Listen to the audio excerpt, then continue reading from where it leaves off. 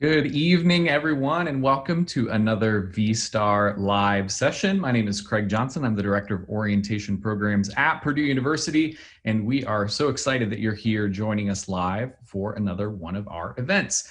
It is the second full week of Virtual Star, and so I want to thank the over 2,000 students that have already completed V-Star so far. You're the early birds, which I appreciate, and all of us appreciate here at Purdue. So thanks so much for doing that. If you haven't completed V-Star yet, that's okay, but you probably just got an email yesterday of a quick reminder about it as well, because something new and exciting is that if you complete V-Star before the end of the day on May 31st, and we are tracking it from our perspective, so on the Eastern time, we will be donating $1 to the ACE Campus Food Pantry. So you've already, for the incoming students that are coming to Purdue this fall, you've already collectively raised over $2,000 for the ACE Campus Food Pantry. That is a tremendous impact for that program. And so we encourage you to complete that over the course of the next 11 days so that we can continue those contributions to help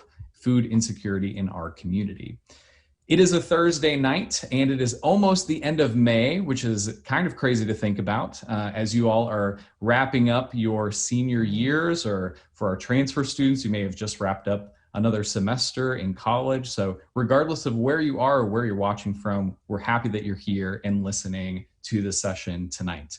Next Thursday is our last V-Star Live session of May, and then we will do a few more in June as well. Next Thursday night session is the Parent and Family Perspective, hosted by our friends in the Parent and Family Connections office. And so you'll hear from some current parents of current Purdue students and recently graduated students as well. And so they are there to offer their perspective on what it means to support their students that are coming to campus. So we hope you're going to join us for that one, but that's getting ahead of ourselves a little bit because we have three wonderful panelists with us tonight to talk about tonight's topic, which is finances. The session is Hammering Down Finances, a play on Boiler Up and Hammer Down. So that's really witty and creative. We've got three wonderful people with us, and I'm going to have them introduce themselves to get us started. So we're going to start with Ellen, and then go to Junia, and then go to Michelle, because that's how I see them on my screen. And so we'll start with Ellen.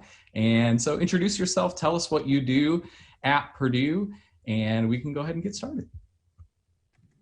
All right, good evening, everybody. My name is Ellen Barber. I work in the Division of Financial Aid, and I oversee a variety of areas, including all of our federal programs, loans, grants, work study. Also oversee our state grant and our outreach. And I've been with Purdue a little over 20 years now, and I am an alumni and happy to be here. Great, thanks, Ellen. Junia. And I am Junia McDowell. I am the program director for Boiler Financial Track, which is Purdue's official financial wellness program on campus. We teach students how to budget, information about credit, establishing credit, loan repayment, debt management. So we do a lot of variety of topics.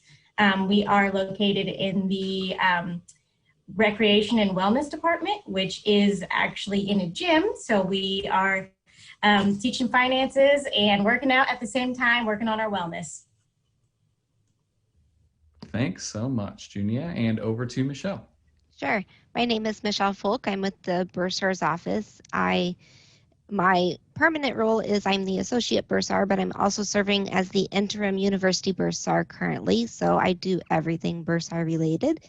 And I've been with the university for 14 years this year, and happy to be here and help with whatever bursar related questions you have.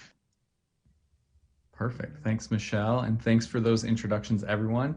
Michelle alluded to it. So if you have questions, you can, and you're watching on YouTube, you can type them right into the chat.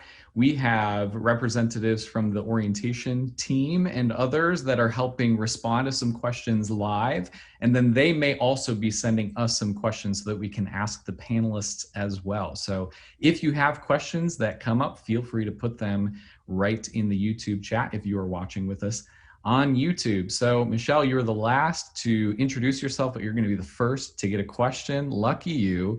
And so a question that comes to mind probably for a lot of the folks watching is really around the cost and the bill. So when does billing happen for summer and fall terms, and when are payments due? Those are pretty big questions for folks.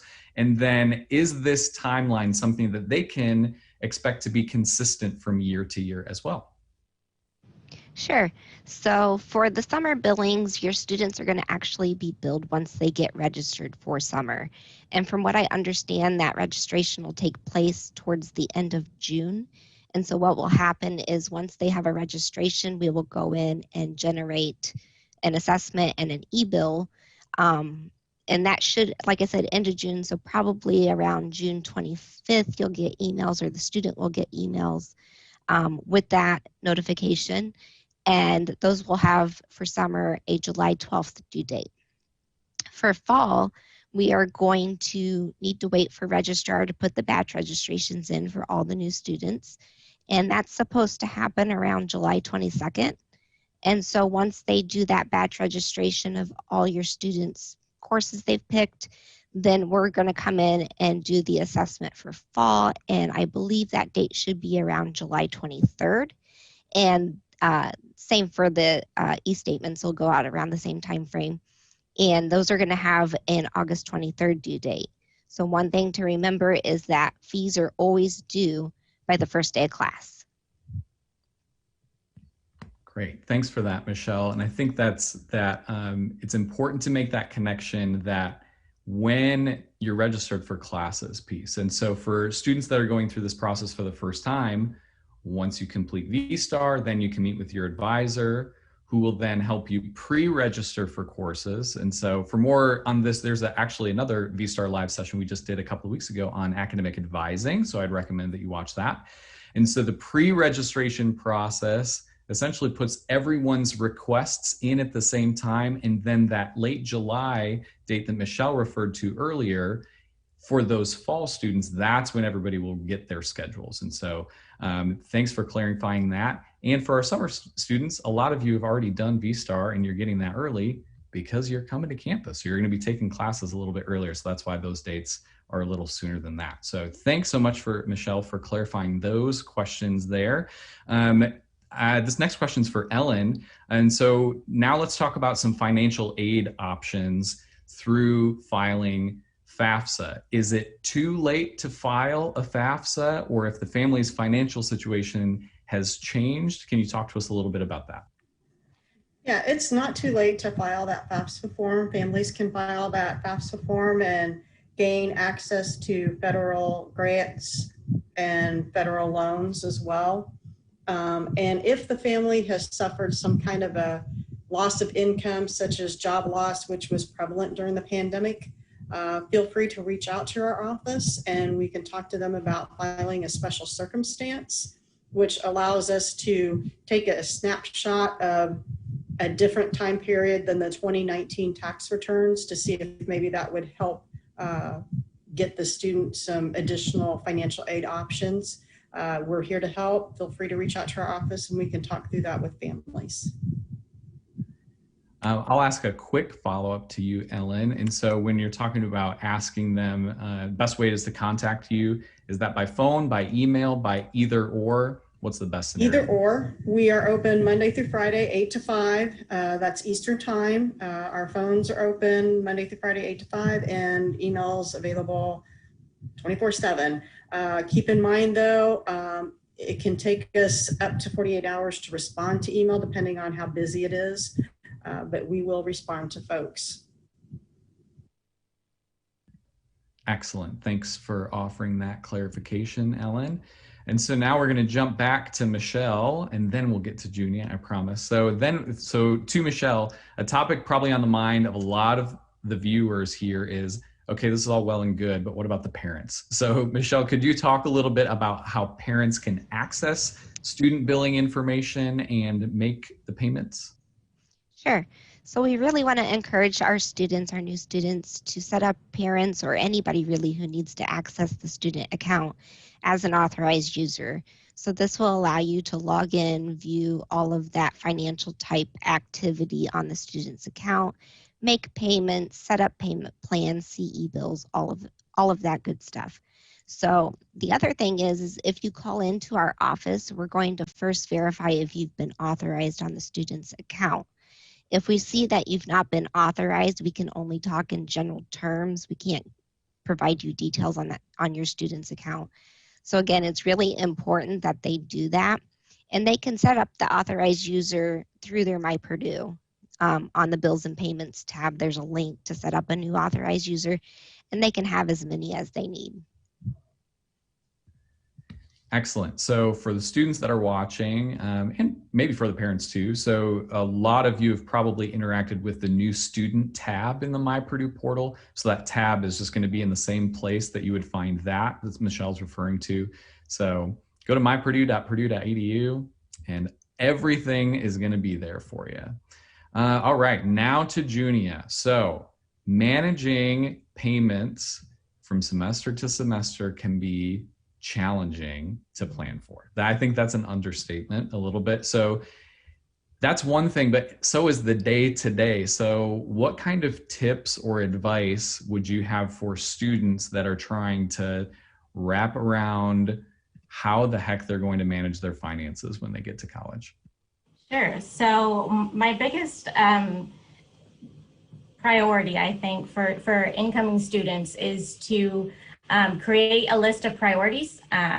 So they're going to need to figure out what they have to pay, what's going to be covered by, maybe their parents, maybe a scholarship's going to cover stuff, and determine what income they have coming in, and then create a budget and try to follow that.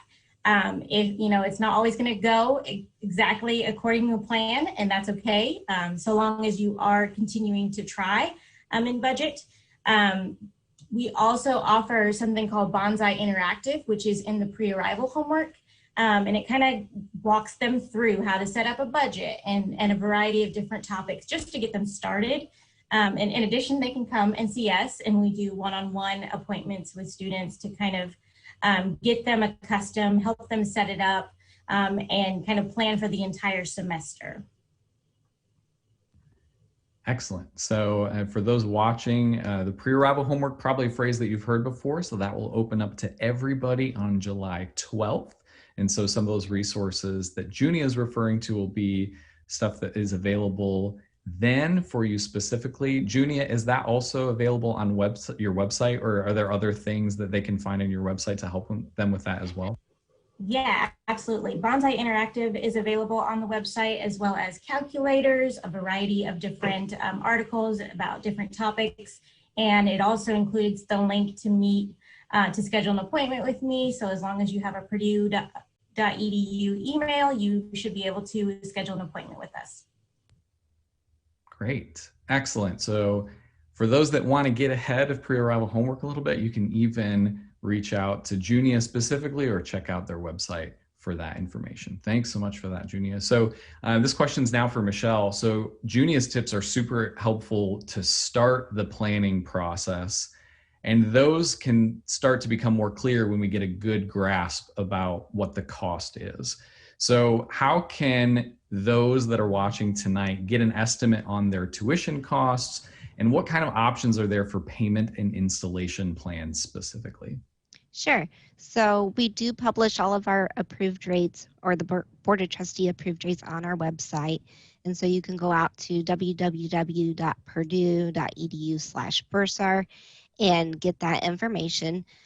We also have a really useful tuition calculator out there. So if you don't have an idea of what your costs are going to be for tuition and fees, you can utilize that, and it'll give you a really good rough estimate based on college and all that information. The other thing on installments, we do offer installment plan options every semester. There is information also on our website regarding the installment plan, but your student, or if you're an authorized user, which I talked about a little bit ago, you'll be able to sign up on the installment plan logged in as an authorized user or the student through their My Purdue. So that's where you're going to be able to actually enroll. You can go through like you're going to enroll. It'll give you an idea of what it's going to look like before you actually commit on that. In the fall and spring, it's a $60 setup fee to enroll in the installment plan, and we allow a 3 and 4 payment option. So down payment plus 3 payments following across the semester, or down payment with 4 payments following. So those are a couple different options out there for you to split up the cost as well. But other than installment plans and fees, I do recommend that you go out to our website, because we have a lot of useful information out there, FAQs, things like that, to help you with these processes. And then again, if you don't find what you're looking for, feel free to contact our office directly and we'll help you. Great, thanks for that, Michelle. We're going to go to Ellen now for a question. So can you provide a little bit of insight on when financial aid is reflected on bills for those that begin in the summer and those that begin in the fall? And then what are some steps that students need to take to make sure that their loans are complete and ready to pay? Okay, so for the summer, we assume students are going to be, we package the students' aid based on what they tell us they're going to be enrolled on that summer aid application. So as long as their enrollment matches what they've told us on that summer aid application, their aid should apply to their bill when the bills go out and are visible to the students. The gift aid, scholarships, and grants will pass automatically. If they have any loans for the summer, they would have to take action before the loans would apply. Most students will not have any loans this summer, though. It will mainly just be any kind of gift aid, okay? For the academic year, we assume that the students are gonna be enrolled full-time, which for undergraduates is 12 credit hours or more. And again, as long as the student is enrolled in 12 hours at the time that the bills come out, their aid should apply, the gift aid anyway, which is the grants and the scholarships. If they have any loans, they will have to take further action before those will apply to the bill. So for the loans, there are 3 steps, 1, 2, 3, that the students have to take. First, they have to accept it through their My Purdue. Second, they have to go to studentaid.gov. Again, that's studentaid, all one word, .gov, and fill out the master promissory note and entrance counseling. So there's 1 thing they do on My Purdue and 2 things they do on studentaid.gov. The information on how to apply for the loans is on our website underneath types of aid, and they go to loans, and it will tell them, there's a section on there that tells them about how they can go about applying for those loans. So that's very important if they're going to be taking out any of the loans, that they make sure that they do all 3 of those things in order for the loan to fully disperse and apply and pay to them if they have any refunds coming to them, okay? So I'm going to ask a follow-up, because this will set up Junia's question that I'm about to ask her too. So you talked a little bit about refund. Could you define that a little bit for us, or help us understand what that process looks like? So depending on the amount of financial aid the student has and whether or not they're living on campus or off campus, they might have financial aid in excess of the bill that they owe to the university. So what happens in those instances is the excess financial aid is then refunded to the student, and it's up to the student to manage that money to either pay their rent if they're living off campus or pay their day-to-day living expenses. So as I'm sure Junie is going to talk about, budgeting is very important. Yes, and so that is the perfect setup for Junia, because as I even reflect on my experience as an undergrad, that first semester freshman, all of a sudden, and I forgive me, I don't remember, I don't know if they do this still, but I got a debit card that was sent to me, and they put the deep refund in that. Is that how they do it still, Ellen? No, typically we encourage them to set up a direct deposit so that the money is directly deposited into their bank account. That way it gets to them quicker, slicker, and it's ready to go.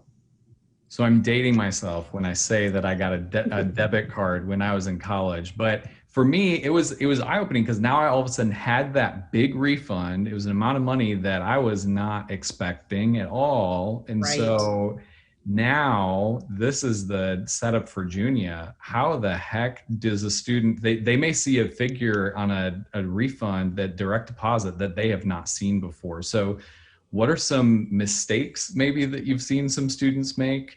And what tips would you offer to help avoid these mistakes?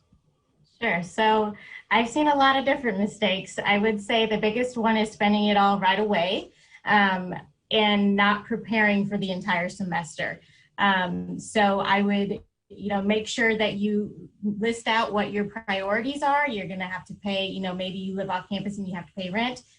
Generally freshmen don't, but if you have other, bills that you have that you need to pay, you want to make sure you have a priority list of when those are due. And I would set it up monthly to make sure that you have a good understanding of what you need to spend per month. So if you have an amount for an entire semester, you want to then divide it out by however many months are in that semester to kind of last you. You don't want to go and buy a big, large, or expensive laptop or, computer or whatever. You want to be able to plan for each month. You want to make sure that you have everything covered. And maybe if there's, have a little bit of an emergency fund if something comes up. So you just want to make sure that you create a plan and you can try to stick to it throughout the semester and kind of make sure that you have that carrying on to the next semester. So that way, at the end of December, you still have January, maybe you're coming back in January, going to live the same place or whatever. You want to make sure your rent for January is paid because you don't know when your next maybe refund is going to hit your account. So it's really important to plan ahead and make sure that you're using it wisely and budgeting according to what you need to. And this may be a question that you may be able to answer, Junia, and Ellen would probably be able to answer it as well. So the refund money, that comes once at the beginning of the semester, or does that come multiple times throughout the semester? You're muted for a second, Ellen. It comes once at the beginning of the semester, which is why Junia said it's important for them to make sure that they budget it over the several months. One thing I want to make sure that I mention is Purdue does not bill for books. So the students need to make sure that they have money, either they're expecting to spend some of the refund money on the books or they have other resources to pay for those books, because that's not going to be something that's on their Purdue bill. I also want to mention, if you are expecting a refund, make sure that you set up an e-refund account so that we can get those funds to you more quickly. Because if you don't have an e-refund account, we have to actually have a paper check generated and those get mailed. They're not generated in our office at the Bursar. So if you have an e-refund set up, we can direct deposit those funds to your account, and then you're not waiting a week for the money to show up if you're needing to buy books or whatever your expenses are. So great. All super helpful information, because that can be a really eye-opening time for folks. It's like, I'm here, I'm going, and all of a sudden I have all this money, I have this freedom, let me go out to eat literally every day moving forward. Probably not the best approach, although very tempting, probably not the best approach. Okay, so now I'm going to ask a question to Michelle. So let's talk about some other accounts for loans just in general. So can you tell us a little bit about the 529 payments? When should individuals request them, and should they be sent to Purdue directly? yeah, so 529s, they all work a little different. There's so many plans out there. So I'm going to recommend that you call them now, even though your bills aren't due yet, or you may not even have your bill. Go ahead and call your plan and ask them what their requirement is, because some will want a copy of the invoice, some may want other documentation. Some plans will send the money directly to Purdue. Some's going to send you the money, and then you have to pay Purdue. So again, you need to talk to your plan, see what the requirements are, see how they're going to get the funds either to you or Purdue. And then if you do that now, it's enough in advance that you're not going to be trying to do it at the last minute. Great info. Thanks for that, Michelle. Another question for Ellen now. So there are many, many ways to help support or supplement options for payment. So could you talk a little bit about the ways that families can cover costs that are remaining after financial aid has been applied? Yeah, so students will, some students may see direct federal student loans in their aid package. Those are loans that the students can take out. There are loans available that parents can take out, and there's a Parent Plus loan that allows the parent to borrow from the federal government. The parent does have to be creditworthy or have a creditworthy cosigner in order to take out this loan. The information on how to apply and interest rates and origination fees are all on our website. There is also a private loan option.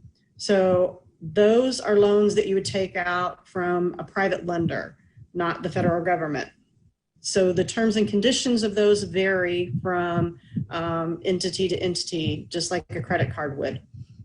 So the parents are going to have to kind of do some research and compare and contrast different options that are out there. Again, it is a credit worthy borrower. So again, either the parent, the student have to be credit worthy or have a credit worthy cosigner for those private loans.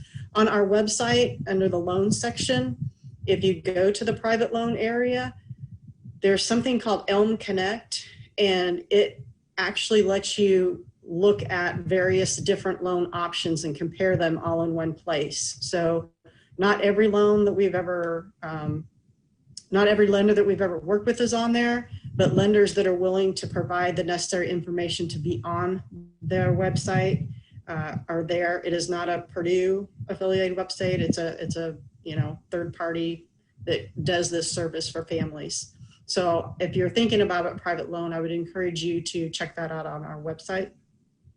There's also another option called income share agreements. It's not available for incoming freshmen, but from the sophomore to senior year, it is an option.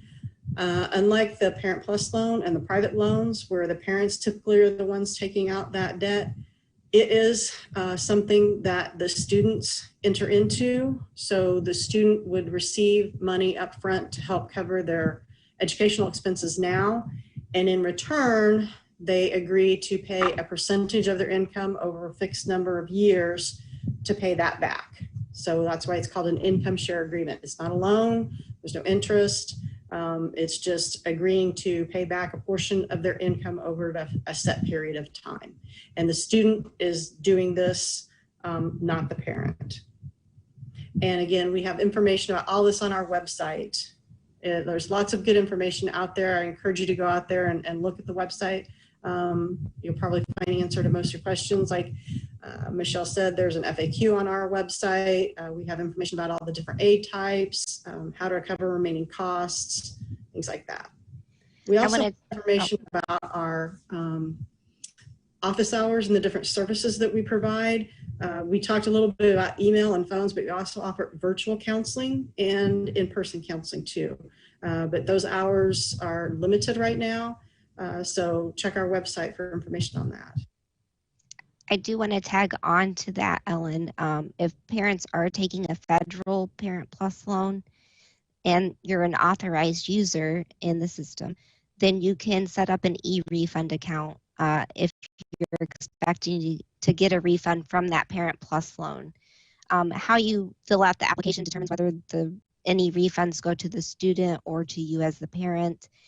And as an authorized user, you're going to see that e-refund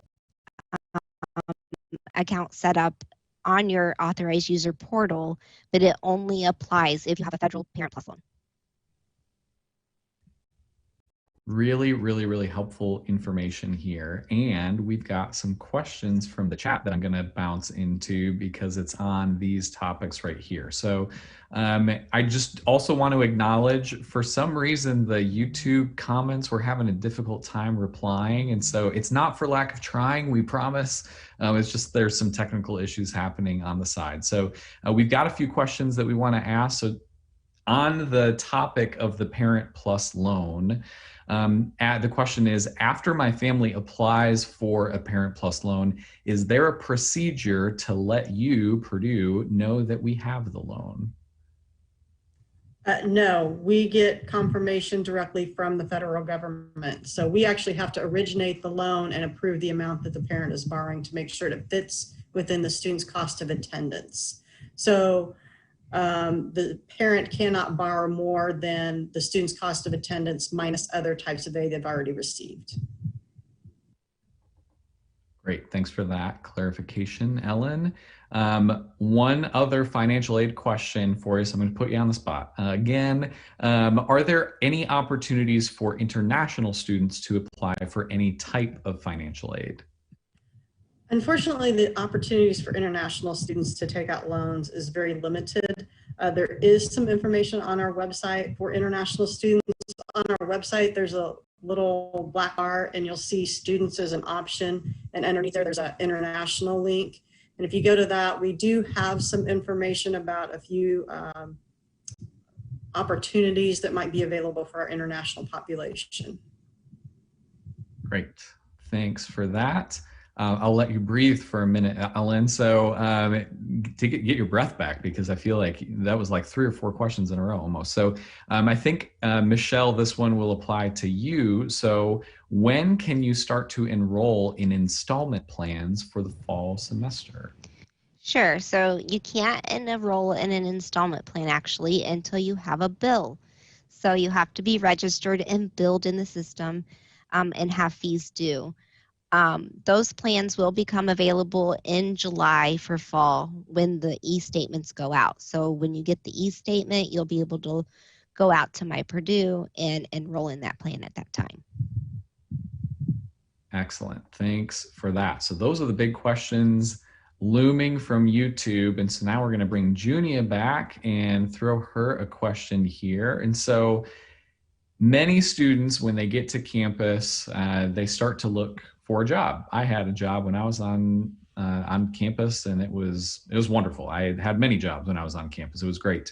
And so what kind of guidance would you give to students who are specifically thinking about working in their first semester or in their first year on campus? Sure. So I always think having a job is a great idea, especially if you can manage it. It gives you extra spending money, kind of help you budget for the semester, right? However, I do think in the first semester you should take it slow or easy. I would recommend no more than 5 to 10 hours a week, with a max of 20 probably for a week if you're more accustomed to maybe in your next semester or your second semester. The reason being is it can affect your schooling, right? So you want to make sure that you're working enough to kind of give you something to do, give you some spending money, but also not putting you in a position where you're going to have a hard time in school. So I'm going to put you on the spot again here, Junia. And so you work in the co-rec, which is booming with people all the time, but also what I feel like are a ton of different student employees. And so could you give some examples of maybe some different types of student employment opportunities that exist on campus? Sure. So we have within the co-rec, we have, lifeguards, we have wellness coaches, we have nutrition coaches, we do financial coaching. So all of those are job opportunities that you can apply for. There's a variety of restaurants on campus. There's the library. So there's a ton of different opportunities. You just got to look. And there are many different, I would just, honestly, if you just Google Purdue student employment, lots of different resources, because every different department, I know our department hires students. Ellen, Michelle, Junia, I mean, you all work with students in your areas as well, right? Yeah, so lots of stuff. You could work with these lovely people here that you're seeing on screen if you wanted to your first year. So lots of different opportunities. And like Junia said, you just have to look a little bit because the opportunities are out there for sure. I'm also going to put Junia on the spot one more time because we didn't hear from you for a little bit there. And so could you talk a little bit about your relationship between your position and the things that you're doing in your area and Purdue Federal Credit Union? I think it's a pretty unique relationship there. And I'm just wondering if you could talk about that for a little bit. Sure. So Purdue Federal donated a significant amount of money to kind of put this program on. And so they are our sponsor and they have provided a lot of information, training. They provide me with information, and they are really, really invested in the financial wellness of all of our students. And so for me, I came from, the financial aid world prior to taking over Boiler Financial Track. And I saw and I got to help, actually I worked in student success with you, Craig, and I got to see and work with, low income students, minority students, people that had never been taught how to budget or how to plan or how to pay for their school. And so it was so awesome that Purdue Federal wanted to put this money towards this program, and that I got to be the person to bring it to campus, and that I get to do this on a regular basis. And so they are amazing to work with, and I'm so excited with how the program is going. And we've been, I think it's about almost in August, it'll be, is that 2 years? Yeah, 2 years. So we've come a long way.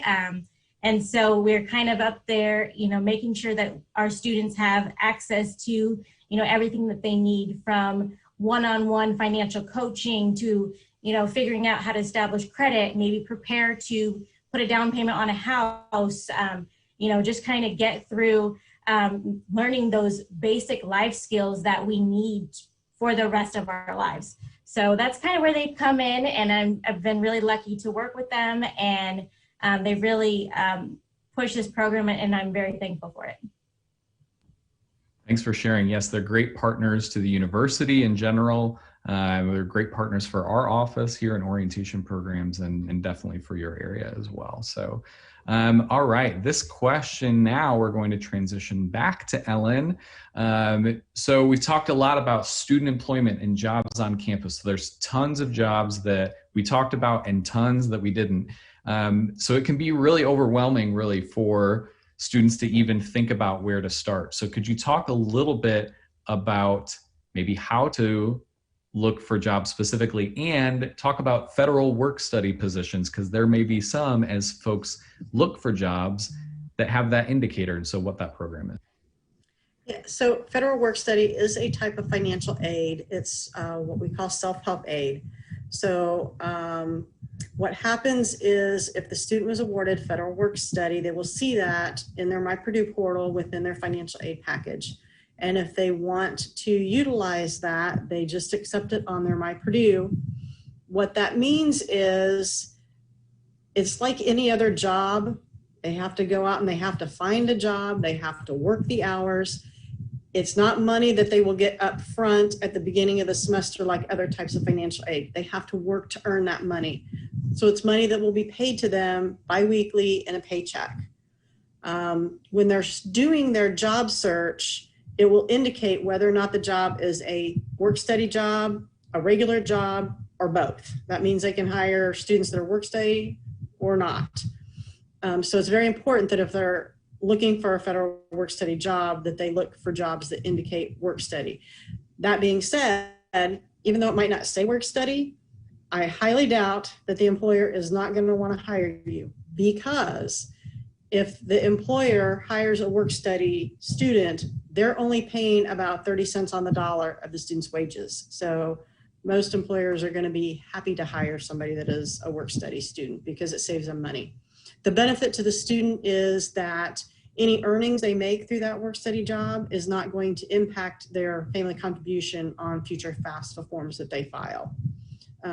Also, as Junie has said, working anywhere between 8 to 10 hours a week has proven to be a positive impact on students. They perform better academically because it's enough of a time commitment that they keep busy, teaches them time management skills, some responsibility, but it's not so much of a commitment typically that it's going to impact their studies. So students need to keep in mind that being a student is their job and they need to focus on that first. But getting student employment while you're here teaches you other skills that will carry you on after you graduate as well.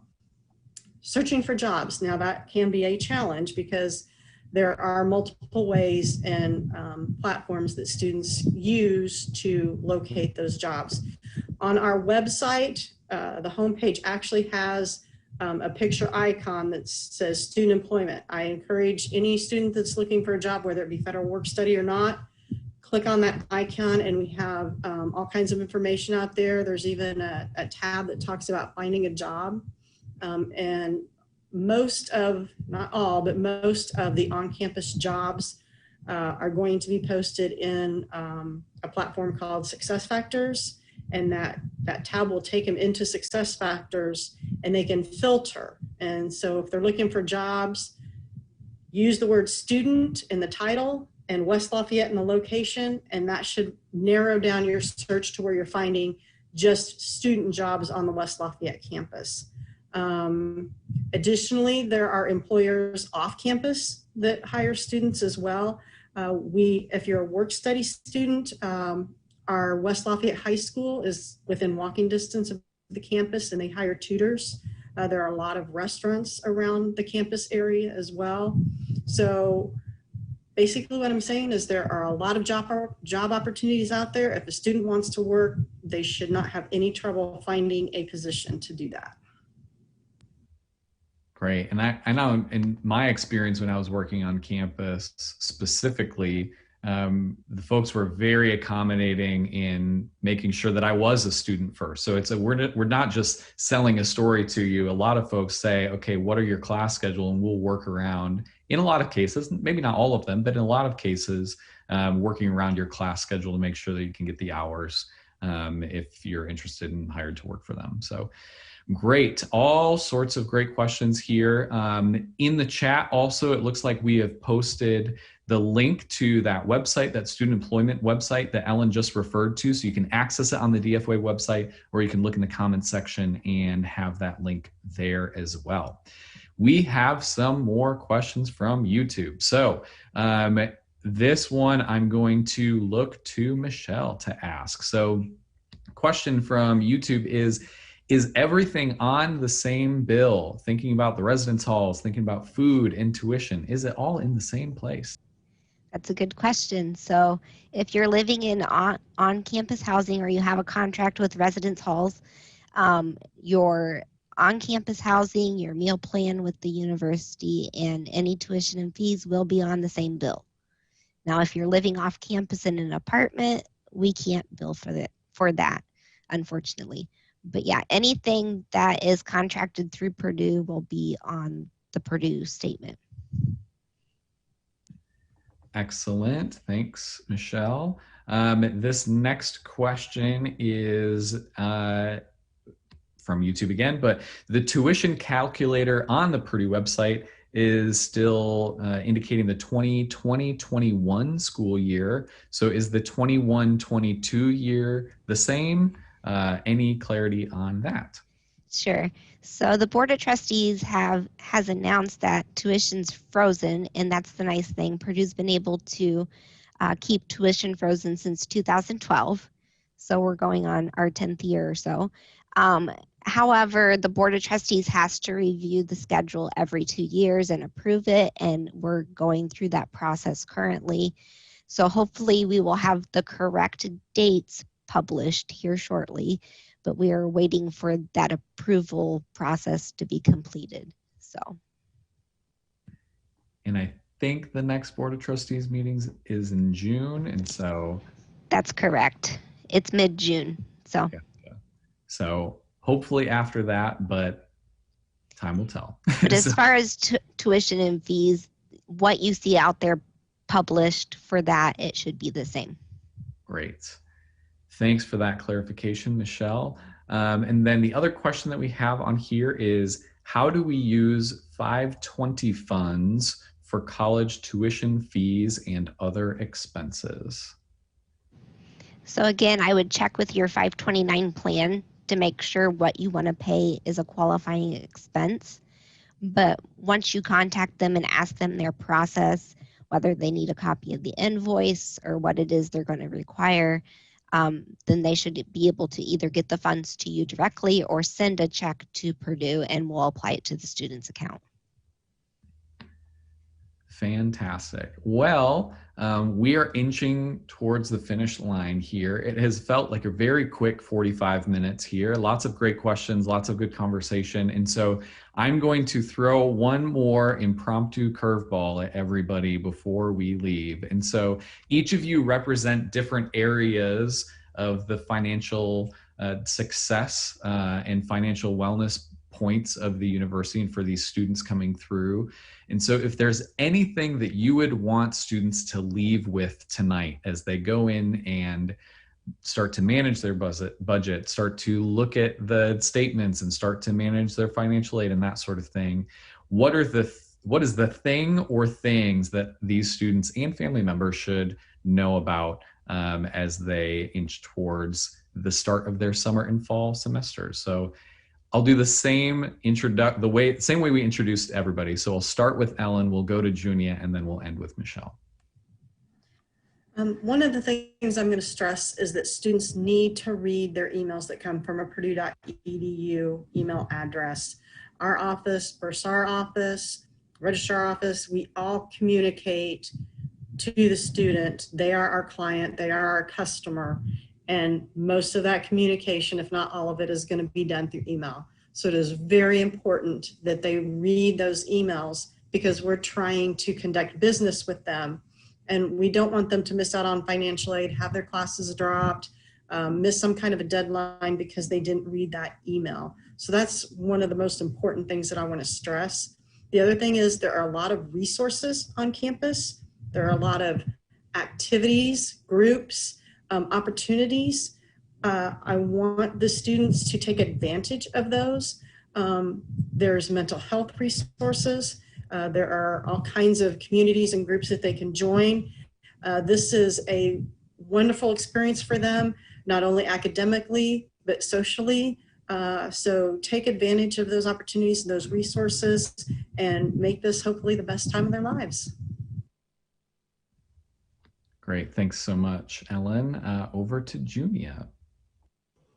I think the most important thing for me is to create a budget.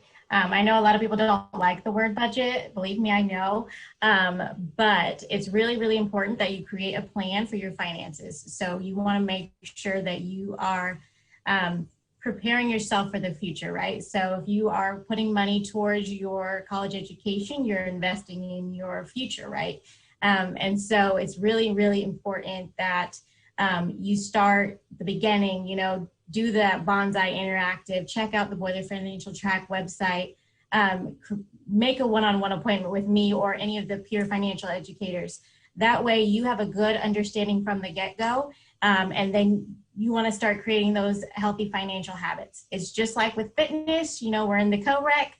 You want to work on your physical fitness, but you also want to work on your financial fitness so that you are financially well. Great advice there as well. And last but certainly not least, Michelle. Both of those were really great comments and things to remember. I'm going to kind of go off at Ellen is with email. I can't stress it enough. Read your Purdue email. Like she said, that's how we're communicating. Even if you think, oh, it's the bursar office again, I'm not going to pay attention. Somebody needs to pay attention. So if you as a student don't want to read it, forward it to your parents or somebody, because whatever information we're trying to get to you, it's important. And it can be very important.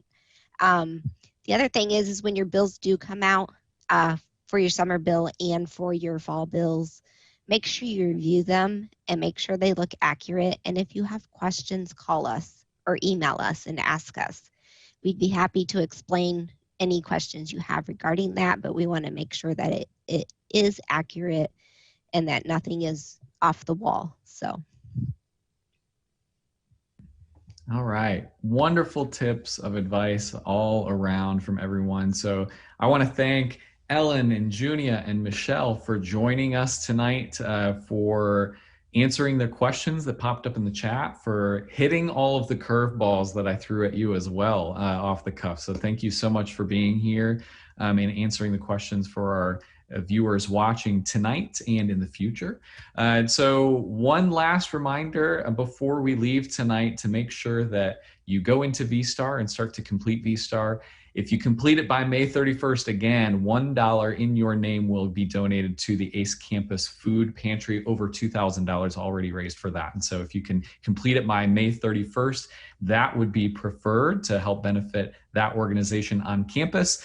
All in all, you still have until June 30th to complete VSTAR and meet with your academic advisor. Those two things must be completed before June 30th to get in the pool for your classes. And so if you want to see a bill on your account, you have to get to meet with your advisor first. And so make sure you do that soon. We will be back next Thursday for the Parent and Family Perspective, same time, same place. We will see you then. Have a great weekend.